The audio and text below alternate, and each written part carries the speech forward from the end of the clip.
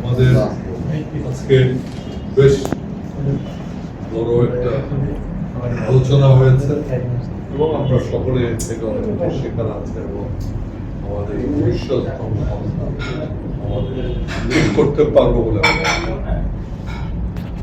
প্রথমেই আমি শ্রদ্ধা জানাতে চাই আমাদের প্রয়াত রাষ্ট্রপতি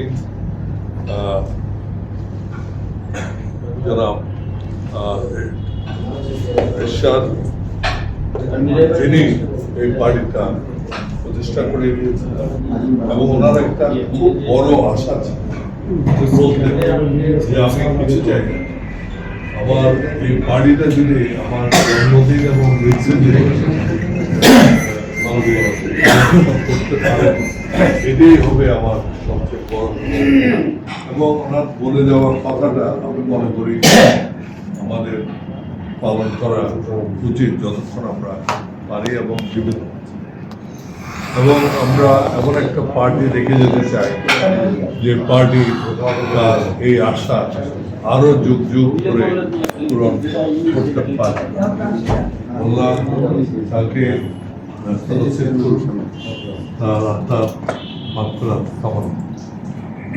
এই মাস জুলাই মাস আমরা জুলাই আন্দোলন দেখেছি। যারা এই আন্দোলনে যারা শহীদ হয়েছে তাদেরও কামনা করছি আমি এবং আল্লাহ যেন তাদের বেহেশতে দেখে। জুলাই আন্দোলন হয়েছে, জুলাইয়ের উপর অনেক আলোচনা হয়, সবকিছু হয়, কিন্তু জুলাই আন্দোলন ছিল বৈষম্যবিহীন একটি সমাজ ব্যবস্থার জন্য। কিন্তু আমরা দেখছি এবং কিছু সংস্কার করা, আজকে সেই সংস্কারেরও কোনো কথা নেই, আর বৈষম্যহীন হওয়ারও কোনো আমরা লক্ষ্য দেখছি। এবং এটা সত্যিই দুঃখজনক। এতগুলো লোক মারা গিয়েছে, তারা রক্ত দিয়েছে একটা বিশ্বাস।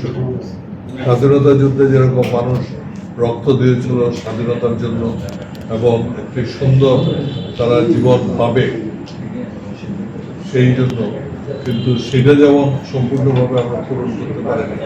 আজকে জুলাই আন্দোলনেরও একই অবস্থা।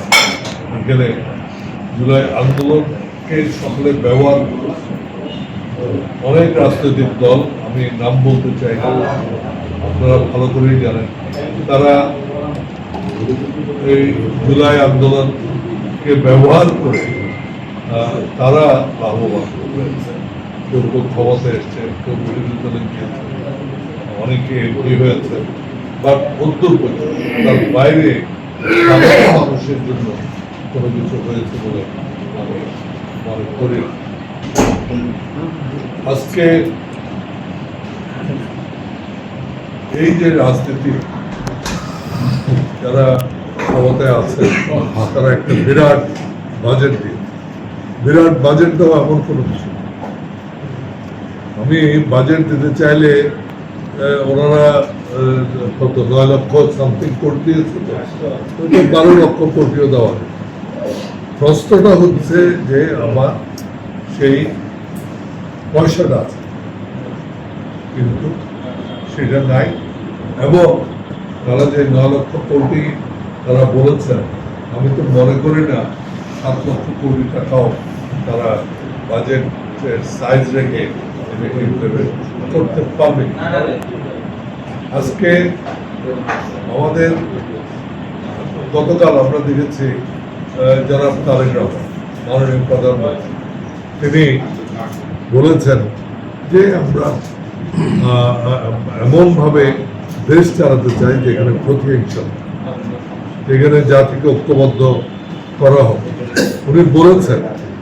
কিন্তু আমরা তো সেটার কোনো সত্যিকার প্রতিফলন আমি সরকারের মধ্যে দেখি। আজকে যাদের বিরুদ্ধে মিথ্যা মামলা হয়েছে তাদের বিরুদ্ধে সেই মিথ্যা মামলা আমাদের অনেকের আজকে পাসপোর্ট এখন পর্যন্ত দেওয়া হয়, অথচ পাসপোর্ট আমার ফান্ডামেন্টাল রাইট, সেই পাসপোর্ট আমি পাই। অনেকের বিদেশ যাওয়ার উপর এম্বার্গো। তো এগুলো আমি বলবো যে এই সরকারের প্রতি আমার আহ্বান থাকবে, এগুলো সহসাহী সমাজ